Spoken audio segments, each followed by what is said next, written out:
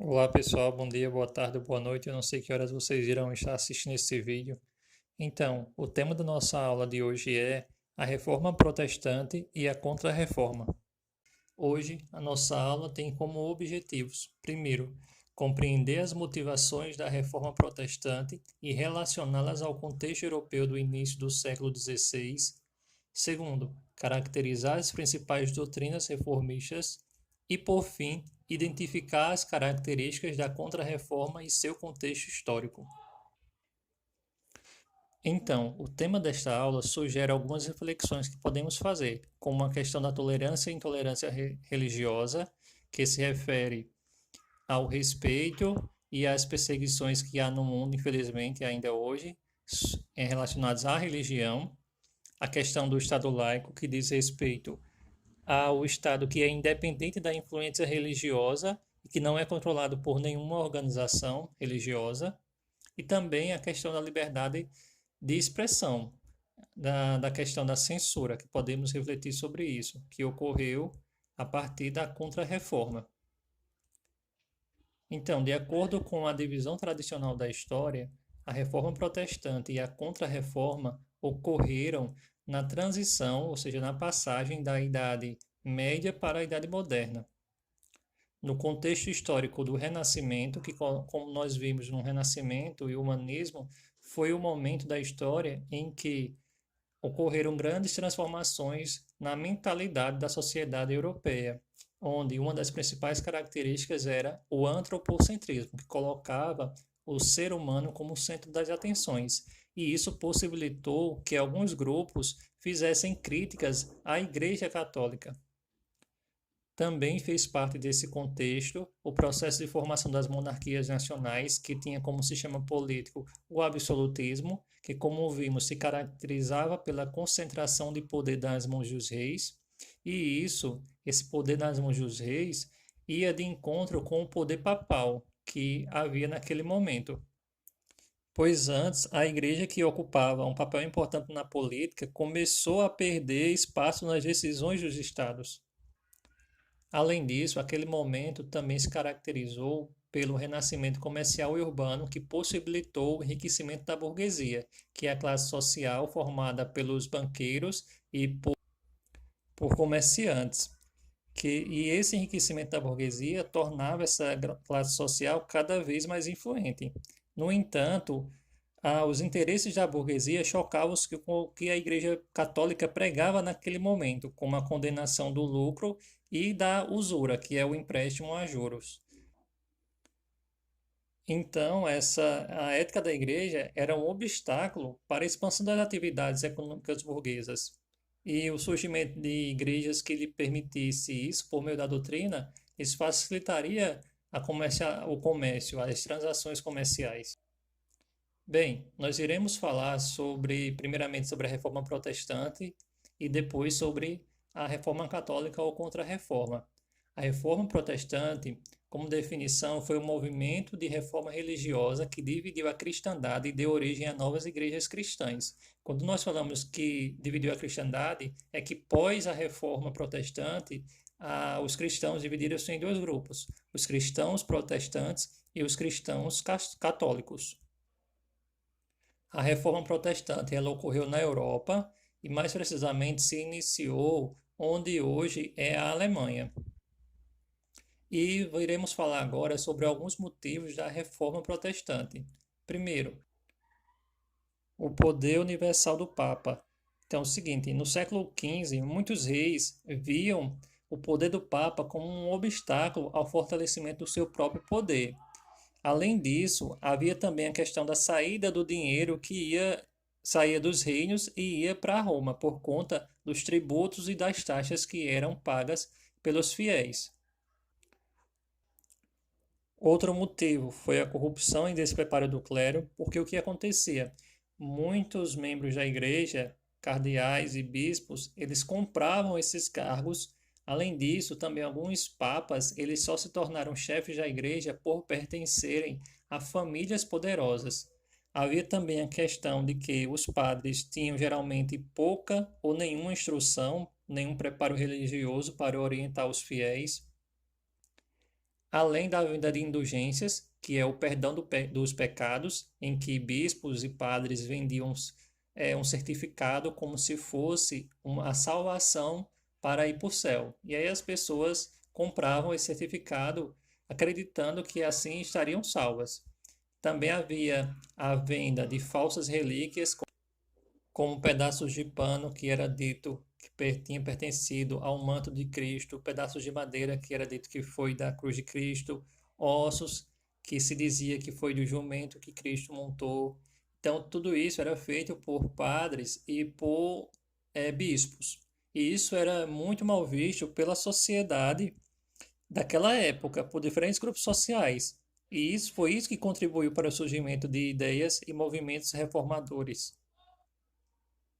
Então, os primeiros reformadores foram dois, o John Wycliffe e o John Russe. O John Wycliffe, da Inglaterra, ele criticava a igreja e o seu envolvimento em assuntos não religiosos, além da falta de instrução dos sacerdotes. Ele foi responsável por traduzir a Bíblia para o inglês, a língua do seu povo, e por conta disso, pelo a crítica que ele fazia à igreja, ele foi acusado de ser herege. Hereges era considerado qualquer pessoa que fosse contrário ao que a Igreja Católica pregava. E ele morreu antes da condenação. O outro reformador, desses primeiros reformadores, foi o Jan Hus. O Jan Hus, ele atacava a corrupção e o luxo do clero, que aí o clero, quando a gente fala, entendam com que são os bispos, os padres, cardeais. Ele defendia que não havia necessidade de intermédio entre os seres humanos e Deus, ou seja, cada ser humano, por meio da leitura da Bíblia, das orações, poderia ter acesso a Deus sem interferência, sem um intermediário. Ele lutou pela realização dos cultos religiosos na língua do seu povo, porque naquele momento ainda a Bíblia era em latim e os cultos eram realizados também em latim. E ele criticava a vinda de indulgência, como os demais, e o envolvimento dos papas em assuntos que não diziam respeito à Igreja Católica. Por conta disso tudo, o Jan Hus ele foi acusado de ser herege e queimado vivo em 1415. Então, mas foi com Lutero em que, de fato, a reforma protestante ela tomou forma e ela se desencadeou, ela aconteceu. Lutero ele também era revoltado contra a vinda de indulgências e também discordava da doutrina católica. E o estopim disso tudo ocorreu quando, em 1517, o Papa da época prometeu que todo aquele que desse dinheiro para construir a nova Basílica de São Pedro em Roma receberia em troca uma indulgência plena, isto é, o perdão de todos os pecados. Lutero, quando soube disso, ficou indignado e foi até a porta da sua paróquia e pregou as 95 teses, que é um documento que constituía duras críticas à Igreja Católica. Como nós vimos, a imprensa de tipos móveis já havia sido aperfeiçoada por Gutenberg, nós vimos lá no assunto do Renascimento e Humanismo, então foi possível que essas novas ideias de Lutero elas fossem divulgadas rapidamente. Então, muitas pessoas ficaram sabendo dessas novas ideias de Lutero. E ele, Lutero, por insistir em suas ideias, ele foi expulso da igreja pelo Papa, foi excomungado, e também foi considerado herege e teve os seus escritos queimados. Também foi perseguido, mas um nobre que apoiava as ideias de Lutero, ele escondeu Lutero e, depois de um tempo, outros nobres, outros príncipes da região, onde hoje é a Alemanha, se converteram ao luteranismo e confiscaram as terras católicas. E aí a gente pode perceber que o motivo não era apenas religioso, também havia um motivo político. Mas esse apoio possibilitou a Lutero fundar uma nova igreja, a Igreja Luterana, e constituir sua doutrina. Essa doutrina da Igreja Luterana se caracteriza pela justificação pela fé. No caso, Lutero defendia que a fé em Deus é que salva uma pessoa e não as boas obras que ela praticou, como a Igreja Católica defendia. Ele defendia também o sacerdócio universal, ou seja, todo cristão seria capaz de interpretar a Bíblia por si só e não por intermédio, como acontecia na Igreja Católica. O batismo e a Eucaristia seriam os dois únicos sacramentos, na Igreja Católica havia 7. O culto aos santos e a imagens, ele condenava isso, e qualquer membro da igreja podia se casar. Aí a gente lembra que lá na Igreja Católica, até hoje, quem faz parte do clero, ou seja, bispos, padres, cardeais e o Papa, não podem se casar, eles fazem o voto, o celibato. Bem, o luteranismo ele avançou por várias regiões, mas o imperador Carlos V ele proibiu o culto luterano nos principados católicos. Mesmo assim, os príncipes luteranos protestaram contra essa proibição dos cultos, e daí que surgiu o termo de protestante, porque eles protestaram contra a proibição dos cultos luteranos. Então, as consequências da reforma luterana foram várias. A maior delas foi justamente a cisão, ou seja, a divisão da cristandade daquela época, que foi o surgimento dos cristãos protestantes e dos cristãos católicos. Outra consequência foi o surgimento de outras doutrinas religiosas, como na França que surgiu o calvinismo, desenvolvido por João Calvino. Ele, igualmente a Lutero, defendia a salvação pela fé, mas no calvinismo foi acrescida a ideia da predestinação absoluta, que é a seguinte, que as pessoas já nascem predestinadas, já nasceriam destinadas a irem para o céu ou para o inferno, e os bens materiais eram vistos como a bondade concedida por Deus, e portanto sinalizaria a predestinação ao paraíso. Essa doutrina do calvinismo teve bastante aceitação pela burguesia, principalmente onde a burguesia estava crescendo, porque aí eles viam essa acumulação de riqueza, como dizia o calvinismo, como um indício de que Deus os havia escolhido para ir para o céu.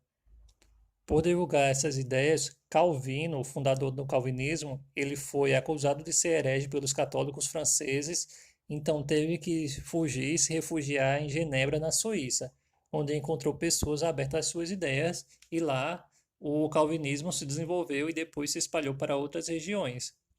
Já na Inglaterra, o movimento reformista ele foi orientado, conduzido pelo próprio rei, pelo próprio chefe do país, o rei Henrique VIII, que ele vinha querendo se livrar da interferência do Papa e dos impostos cobrados pela Igreja Católica no país.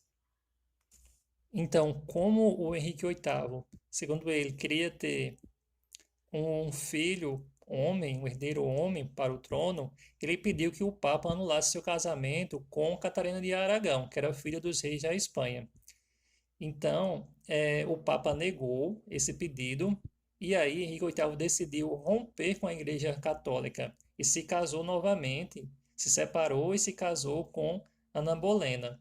Quando o Papa soube disso, o Papa anulou o casamento e excomungou o Henrique VIII. Assim, depois disso, o parlamento, que como se fosse no Brasil seria o Congresso, o parlamento reagiu, apoiou Henrique VIII e aprovou o Ato de Supremacia em 1534. Esse documento, esse ato de supremacia, tornou o rei, o Henrique VIII, o chefe da igreja na Inglaterra, que passou a ser chamada de Igreja Anglicana.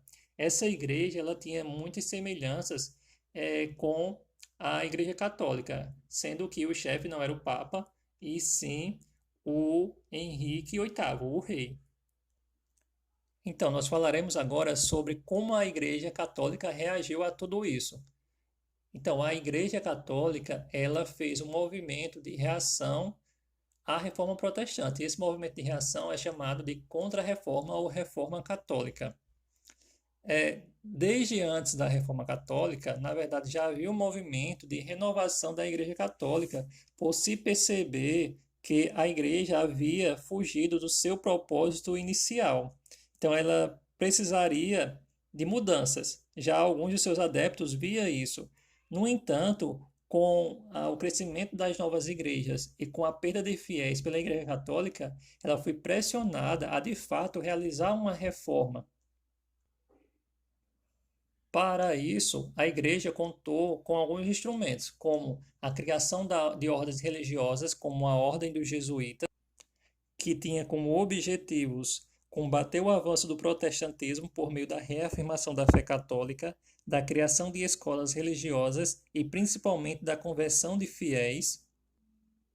A igreja também organizou o Concílio de Trento, que foi um encontro do alto clero com cardeais, bispos, papas, em Trento, que é a cidade da Itália.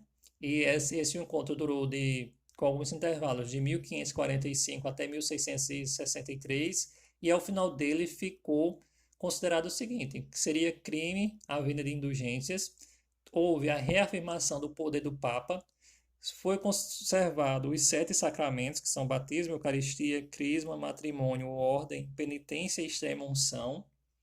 Também conservou o culto aos santos, o celibato, que é a questão dos votos de castidade para não se casar de quem faz parte do clero, e a Bíblia continuou sendo em latim, como também a missa. Além disso, a igreja reorganizou o Tribunal do Santo Ofício da Inquisição, que tinha como objetivo vigiar, julgar e punir qualquer pessoa acusada de heresia, que eram aqueles que eram contrários à doutrina oficial da Igreja Católica. Os possíveis condenados podiam perder seus bens, seus imóveis, o que tivesse de bens, podiam pegar prisão perpétua e, nos crimes mais graves, podiam ir para a fogueira, ser mortos na fogueira, em eventos que se chamavam auto de fé. As principais vítimas da Inquisição foram protestantes, judeus e mulheres acusadas de bruxaria. Mas também muitos cientistas e filósofos que viviam nas regiões submetidas à Inquisição, também alguns foram perseguidos e outros foram condenados a fogueira. Galilei, por exemplo, ele renunciou às suas teorias para manter-se vivo. Já Giordano Bruno, que é outro filósofo, ele foi condenado a morrer queimado na fogueira. Além disso, a Igreja Católica, ela, por meio da Inquisição, reelaborou o Index, que é a lista de livros proibidos ou censurados pela Igreja por serem considerados prejudiciais à fé católica.